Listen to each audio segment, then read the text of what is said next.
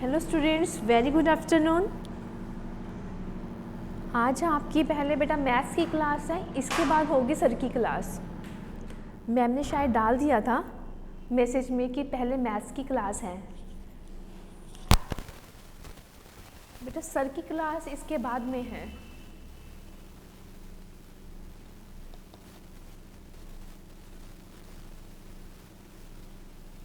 Very good afternoon. हाँ जी, आपने बेटा मॉक टेस्ट दिया था, वो हो गया आपका? वो आप कर लेना, उसको हम डिस्कस कर लेंगे कल को। आज मैं आपको रिवाइज करवा देती हूँ इंडेक्स नंबर के क्वेश्चंस जो पहले दिए थे मैंने 30 क्वेश्चंस, और first and second chapter of stats. बेटा इसमें से काफ़ी मार्क्स का कवर होगा, बहुत डायरेक्टली से क्वेश्चन आते हैं, तो एक बार मैं उनको रिवाइज करवा देती हूँ। ठीक है, गुड आफ्टरनून बेटा।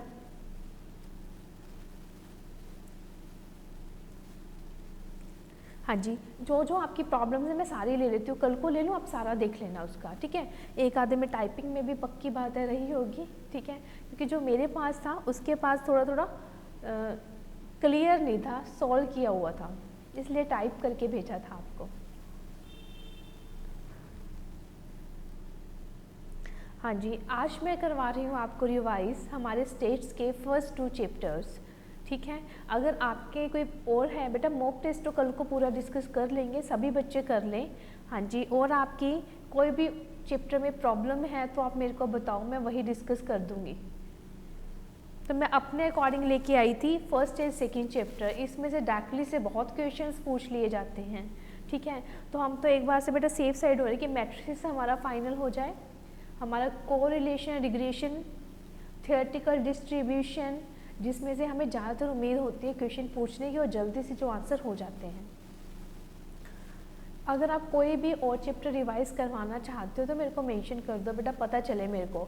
वो सॉल्यूशन की पीडीएफ यहाँ पे स्टाफ ने नहीं भेजी और किसी ने पूछा भी नहीं, अगर वो करनी है तो कर लेना बेटा, एडिशनल क्वेश्चंस है रेशियो प्रोपोर्शन के, नहीं करने तो भी ठीक है।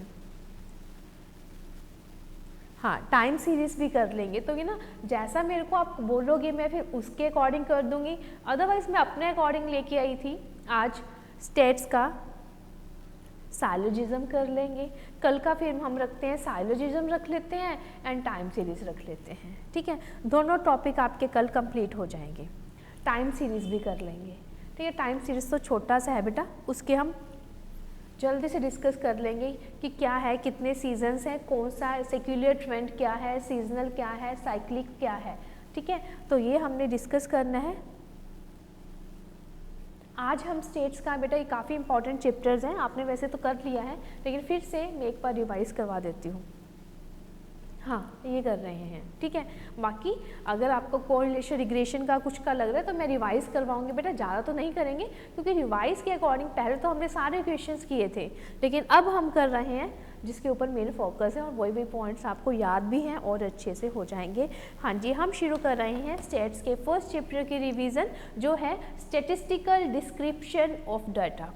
बेटा स्टेटिस्टिकल डिस्क्रिप्शन ऑफ डाटा में हम क्या पढ़ते हैं कि डाटा क्या है, डेटा, और ये स्टेट्स वर्ड का ओरिजिन कहाँ से हुआ है। बेसिकली इसमें ये है, ये क्वेश्चन ओरिजिन से बन सकता है कि स्टेट्स कहाँ से इसके वर्ड की उत्पत्ति हुई है। और हिस्ट्री आता है, सबसे पहले आपके नोट्स में हिस्ट्री लिखा हुआ है, तो उसमें ये क्वेश्चन बनेगा कि ओरिजिन कहाँ से है स्टेट्स का। और आगे आता है बेटा इसकी डेफिनेशन, सिंगुलर सेंस में, प्लूरल सेंस में। अब डाटा वगैरह तो हमें अब पता चल गया है कि क्या है, हमें उसके ऊपर इतना टाइम लगाने की ज़रूरत नहीं है। डेटा क्या था बेटा, हमारी raw facts and figures, quantitative information. ठीक है, वो डेटा हमने पढ़ा, फिर डेटा कितने टाइप्स का था, 2 टाइप का था, क्वांटिटेटिव एंड क्वालिटेटिव। ये तो एक भूमिका सी बना रही हूँ ताकि मैं सिंगुलर सेंस है प्लूरल सेंस में डेफिनेशन डिफाइन कर सकूँ।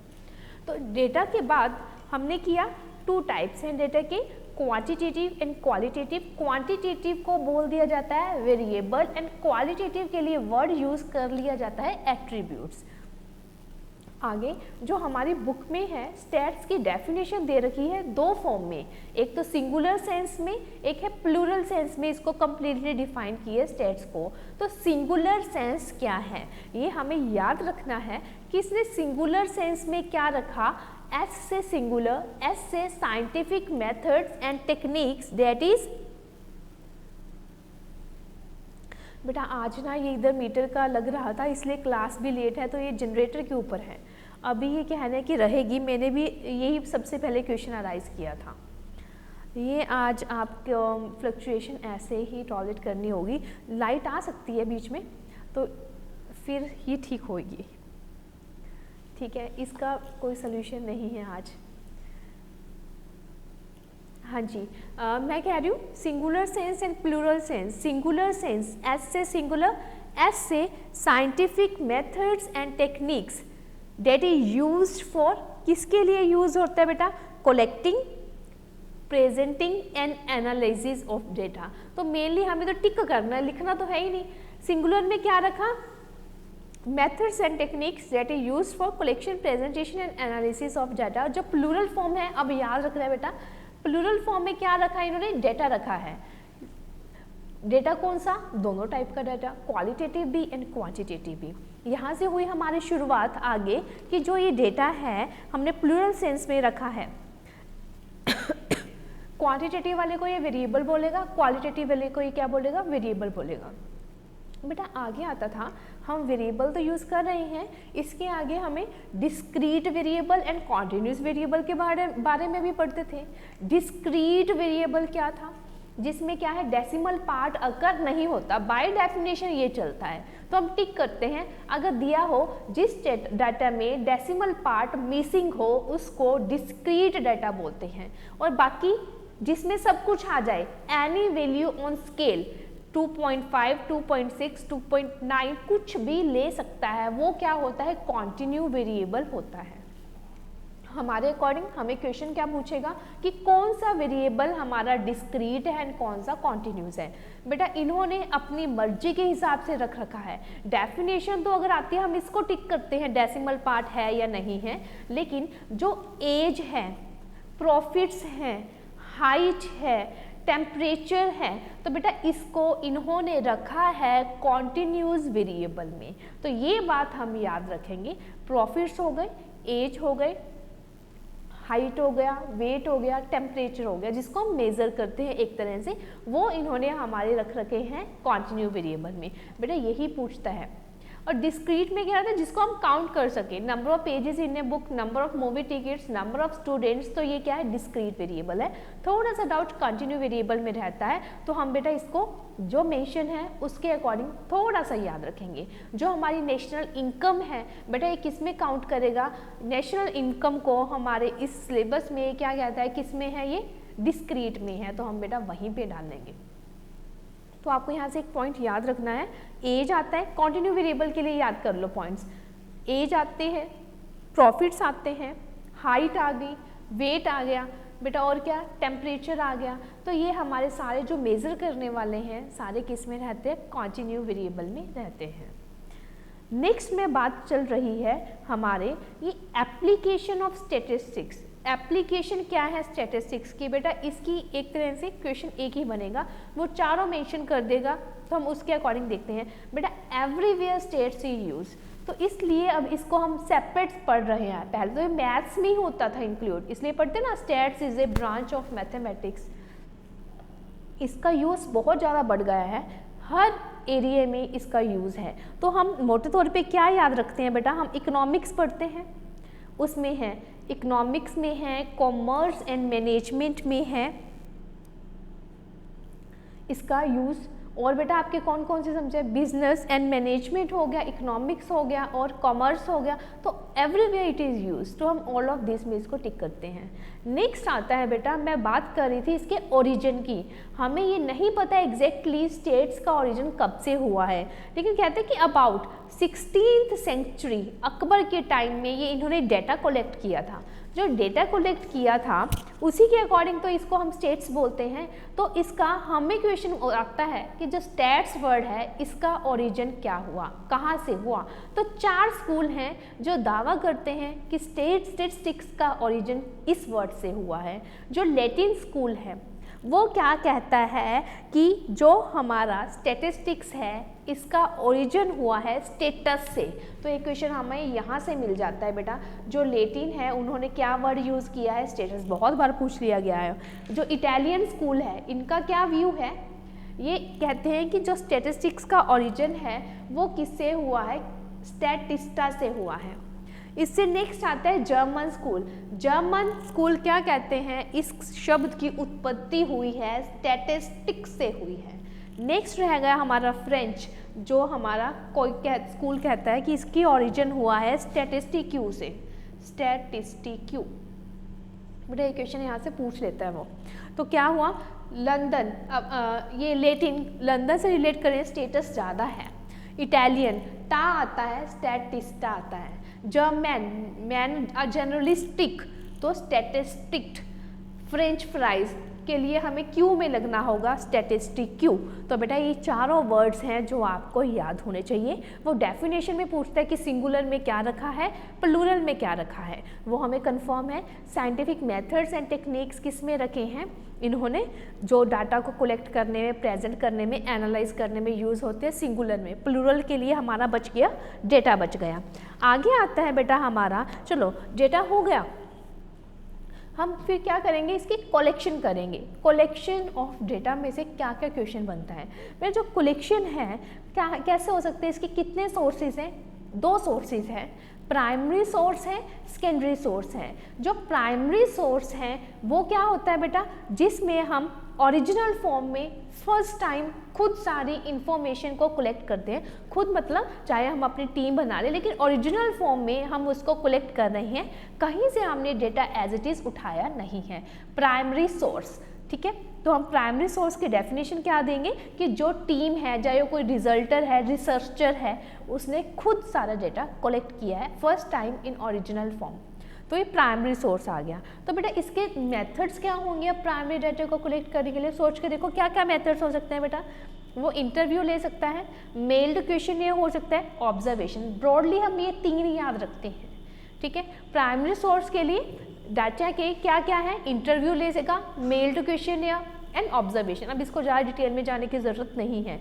जो इंटरव्यू है मेथड है, तो इंटरव्यू कैसे ले सकता है, direct interview, telephonic interview, indirect interview. तो बेटा 3 टाइप से इंटरव्यू हो गए, ठीक है। अब आप समझ सकते हो, डायरेक्ट में जिससे हमने इन्फॉर्मेशन लेनी है, डायरेक्टली हम उससे बात कर रहे हैं, तो इसको क्या बोलेंगे, डायरेक्ट इंटरव्यू कहेंगे। और क्या कहेंगे बेटा, पर्सनल इंटरव्यू मेथड।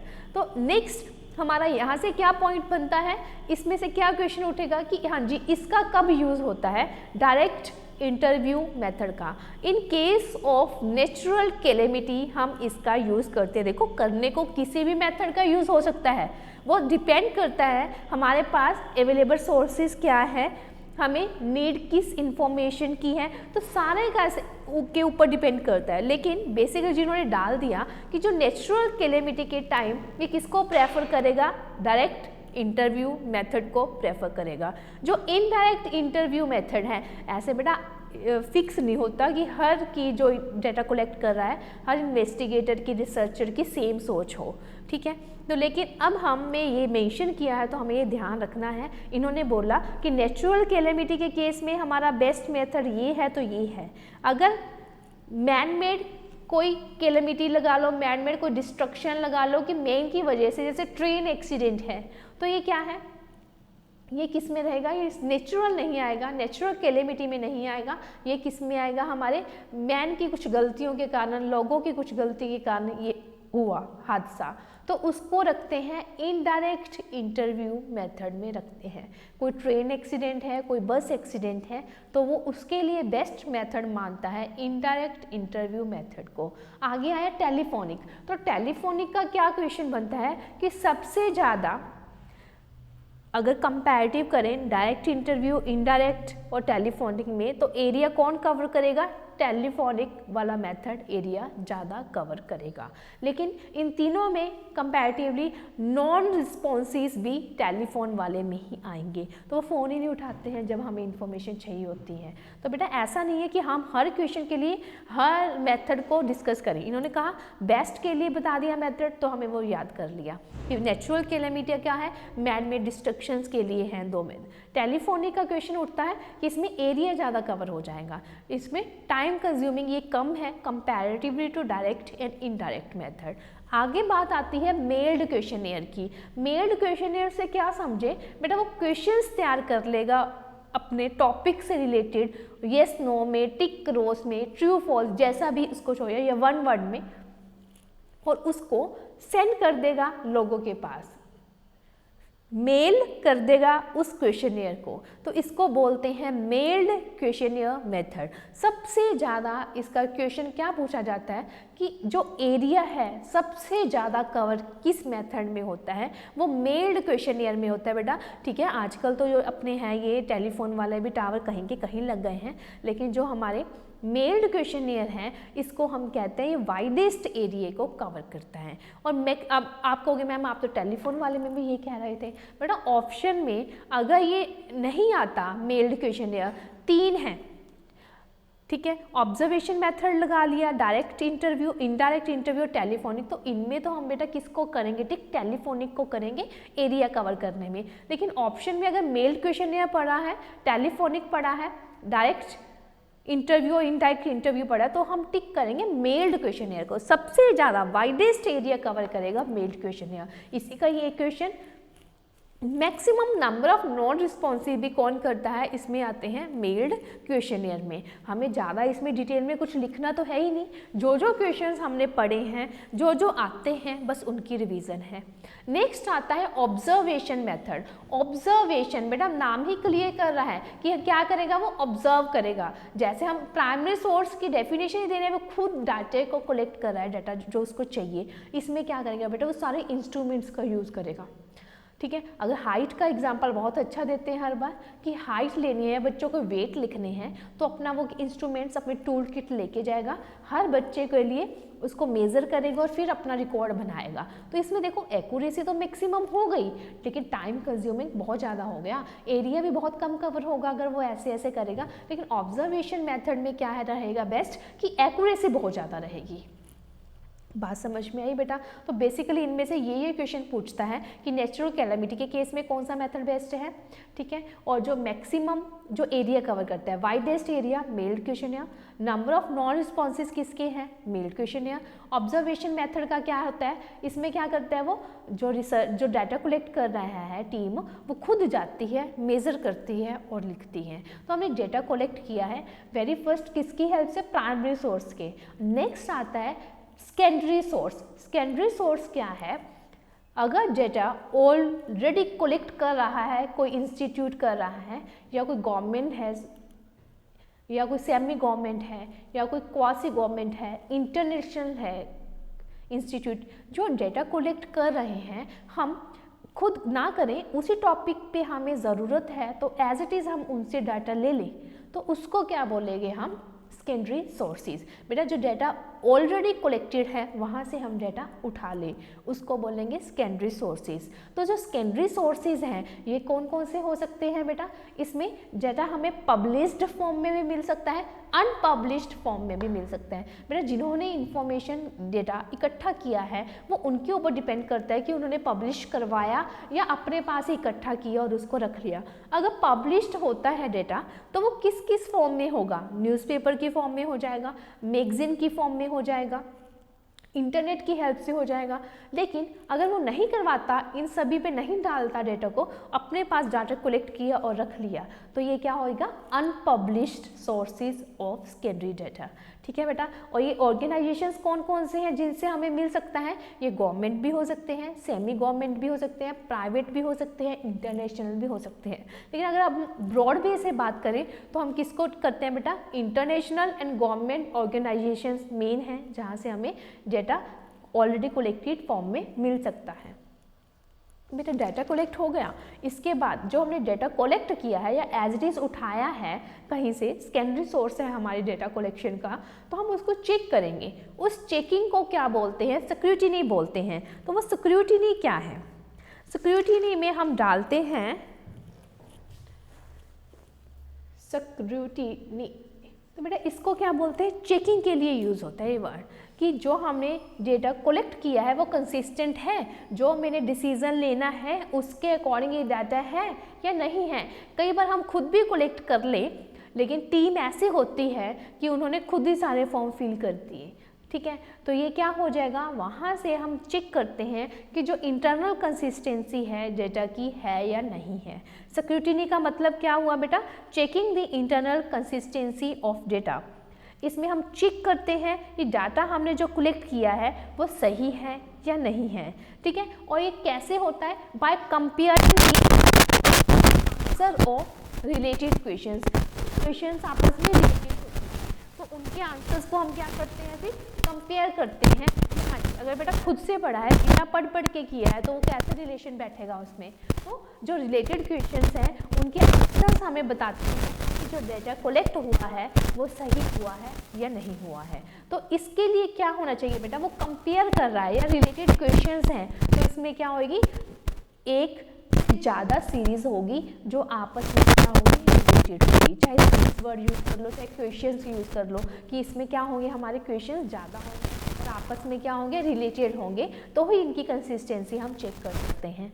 स्क्रूटिनी का कोई भी मेथड नहीं है, चेकिंग करने का कुछ नहीं है। ये एग्जामिनर की अपनी समझ के ऊपर, उसके एक्सपीरियंस के ऊपर डिपेंड करता है कि वो कैसे से इसकी कंसिस्टेंसी चेक करता है, ठीक है बेटा, समझ में आया? तो कलेक्शन हो गई, स्क्रूटिनी हो गई, चेकिंग हो गई, आगे करेगा उस डेटा को क्लासीफाई। अब काम शुरू हो गया। कलेक्शन के बाद उसने क्या करनी है बेटा? प्रेजेंटेशन करनी है। कलेक्शन हो गई तो प्रेजेंटेशन की जरूरत है, तो उसको फिर सबसे पहले फिर क्या किया?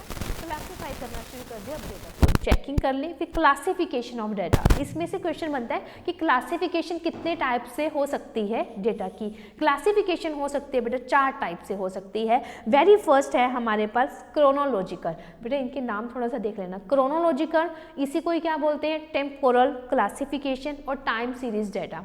तो इसमें हमें क्लासिफिकेशन होती है according to time. In this, the data is classified according to time. If data is classified to number of students from 2016 to 2020 तक ले लो, कि नंबर ऑफ स्टूडेंट्स हैं जिन्होंने ये CPT फाउंडेशन का एंट्रेंस का एग्ज़ाम देना है। तो 2016 में कितने थे, 17 में कितने थे, 18 में कितने थे? मान लो वहाँ पे तो CPT होता था, फाउंडेशन तो अभी आया है। मतलब कोई भी डेटा ले लो, या +2 के नंबर ऑफ स्टूडेंट्स लगा लो, तो कितने थे इस स्कूल में? तो ये क्या है? हमारी टाइम के अकॉर्डिंग क्लासिफिकेशन है। नेक्स्ट आती है ज्योग्राफिकल क्लासिफिकेशन। ज्योग्राफिकल वाले का नाम इसको स्पेशियल भी बोल दिया जाता है बेटा, SPATIAL, spatial classification according to area, और इसको क्या बोलते हैं? Geographical classification. जब हम डेटा की क्लासिफिकेशन करते हैं according to region, according to area, उसको बोल देंगे। जैसे बेटा आप इसी को ही ले लें कि हमारी स्टेट वाइज कन्वर्ट कर लें कि इस स्टेट में से कितने हैं, नंबर ऑफ स्टूडेंट्स जो पेपर दे रहे हैं इसमें से कितने, और तो एरिया वाइज क्या हो गई? क्लासिफिकेशन हो गई। ये नाम हमारे लिए इम्पॉर्टेंट है। और नंबर ऑफ क्लास